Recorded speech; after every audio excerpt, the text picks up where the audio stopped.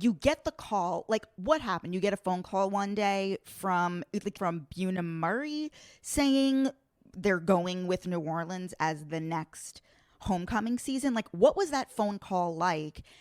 Yeah, let's just start there. I want to go through Yeah. because I know that you actually consulted with our mutual friend Andy Bellotti, astrologer to the stars. I did. He talked me off a ledge. I know I actually thank Andy Bellotti because without his reading, I really would not have gone. That's the truth. So what happened is I watched Real World LA or Real World New York. I watched Real World LA, and like I knew just from reading the trades that it had gotten picked up for a third season. I'm nosy like that. I'd be reading variety. I don't even know what I'm looking at, but I'd be reading all that.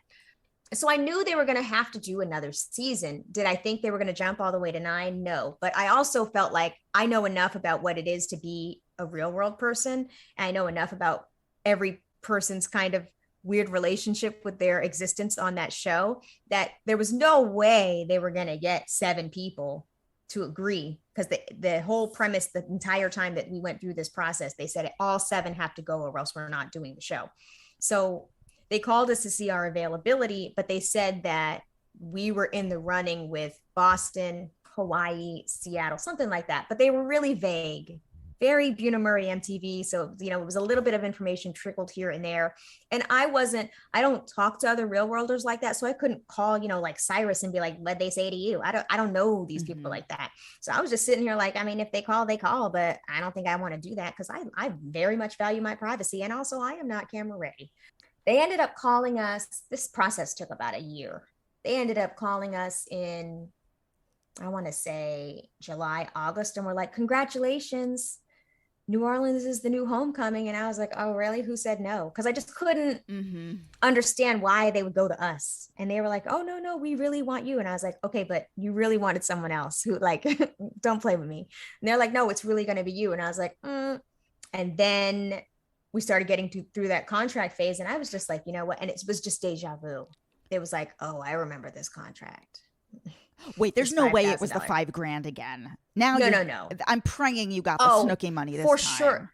I mean, listen, it was gonna. First of all, it's a pandemic, and I love a mask. I love a vaccine. So I was like, I am not leaving the house without no real money on the table. Number one, and number two, like, what are we really talking about? How much time is this going to be? Where is it going to be showing? Like, I had a lot of trepidation about it only because I went on a reality TV show. I was very famous. I was very broke. And now I have a really happy private life. So this conversation, this decision was not one to be made lightly.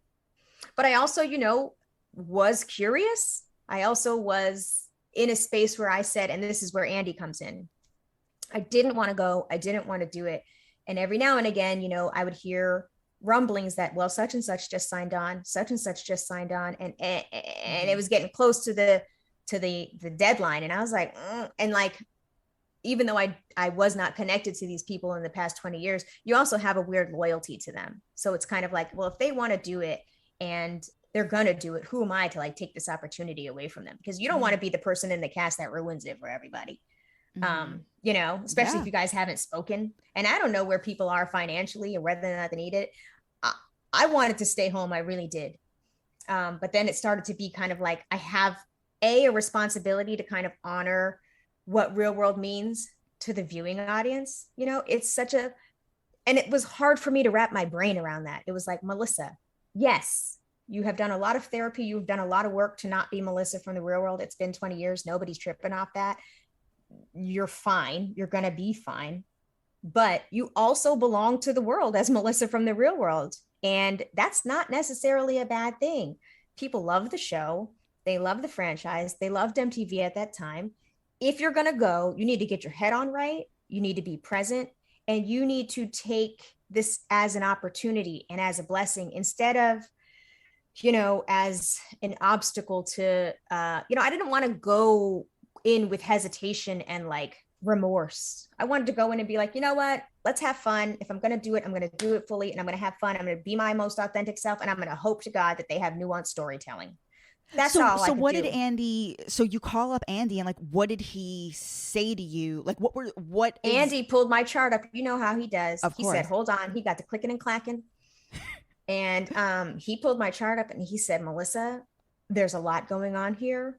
If, and I think you should, walk through this door, your stars are aligning in such a way that I think that you are in your celestial space to do this. And it sounds crazy to people that don't follow that stuff, but like he read me down and he was just like, you have gifts and you have certain qualities about you that this feels hard and it feels strange and it feels out of body, but you're going to have to walk through that door because there are gifts on the other side, and you gotta walk through that door to get them. And I was like, or do you just want to see the show, Andy? You know, he, I mean, that was probably 20% it. But he really, astrology and you know, people, if you don't follow it, you don't get it. And I know people think it's a bunch of hullabaloo, but like he got it down to, you know, my time of birth and where I was born and all of that. And he showed me on the thing.